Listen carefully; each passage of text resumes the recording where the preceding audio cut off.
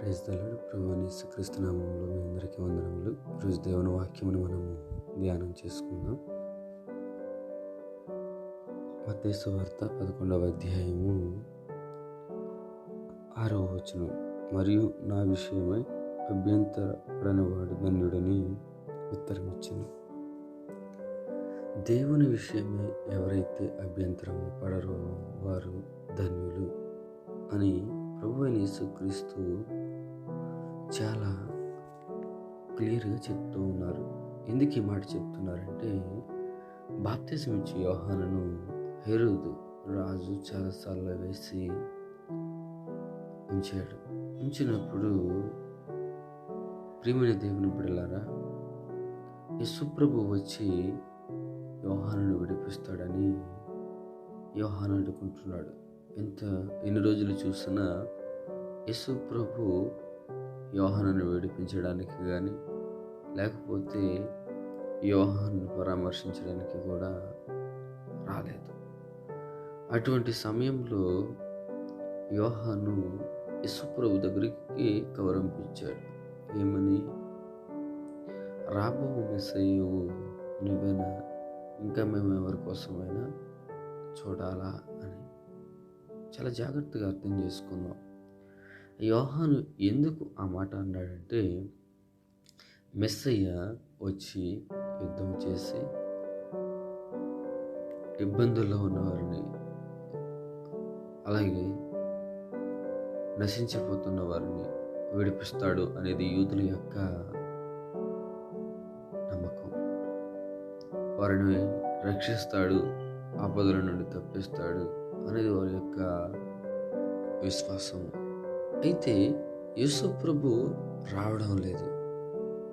అందుకని చెప్పి యేసు ప్రభు దగ్గరికి తన శిష్యులను పంపించి, అయ్యా, ఇలాగ మా గురువు గారు చెరసాల్లో బంధింపబడి ఉన్నారు, నువ్వు మెస్సేవని మేము నమ్ముచున్నామయ్యా, కానీ నువ్వు వచ్చి మా గురువు గారిని రక్షించు, విడిపించు అని అన్నప్పుడు యేసు ప్రభు అంటున్నారు, ఇది ఇక్కడ అనేకులు కుంటివారు స్వస్థతను అందుతున్నారు, గుడ్డివారు చూస్తున్నారు, కుష్ఠరోగులు శుద్ధులవుతున్నారు, అంత మాత్రమే కాదు, పక్షవాయు వాళ్ళు బాగుపడుతున్నారు, దెయ్యం పట్టిన వారు విడిపించబడుతున్నారు. ఈ విషయాలను వెళ్ళి నీ యజమానుడికి చెప్పు, లేకపోతే మీ గురువు గారికి చెప్పండి అని చెప్పేసి పంపిస్తూ అంటున్నారు, నా విషయమే అభ్యంతరపడనివాడు ధన్యుడు.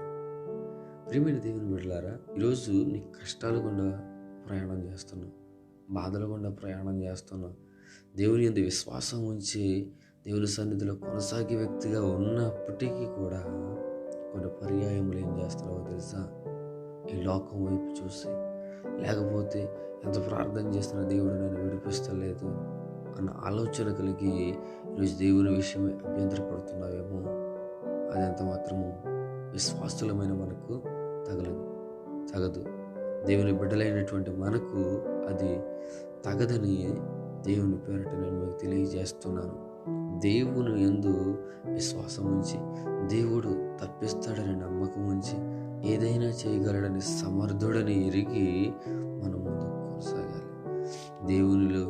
దేవుడు చెయ్యలేడు అని మనం అనుకోకూడదు, దేవుడు నాకు చేయడు అని అనుకోకూడదు. ఎందుకంటే ఆయన విషయమే మనము అభ్యంతరము పడకూడదు. దేవుడు ఏదైనా చేయగలడు. కనుక ఈ వాక్యం వెంటనే ప్రియ దేవుని బిడ్డలారా, దేవుని యందు విశ్వాసం ఉంచి మీలో ఉన్న అభ్యంతరాలను, అపనమ్మకాలను తొలగించుకుని, నా దేవుడు ఏదైనా చేయగలడు అన్న ఆలోచన కలిగి ముందుకు కొనసాగాలని ఒక సేవకునిగా మీకు తెలియజేస్తున్న మాటలు ముగిస్తున్నాను. ప్రార్థన చేసుకుందాం. పరిశుద్ధుడి నీకు స్తోత్రం. నిజమే ప్రభువా, ఎన్నో అభ్యంతరాలు, ఆటంకాలు, కొన్నిసార్లు ప్రభువా మా బలహీనతలను బట్టి, మా బాధలను బట్టి, మా వేదనలను బట్టి అభ్యంతరం పడుతున్నాం. దయతో క్షమించండి అయ్యా. నీ కొరకునైనా ప్రభువా విశ్వాసంతో ఎదురు చూసే వ్యక్తులుగా మార్చండి. యెహోవా కొరకు ఎదురు చూసేవారు నూతన బలం పొందుతారని లేఖనం సెలవిస్తుంది ప్రభు.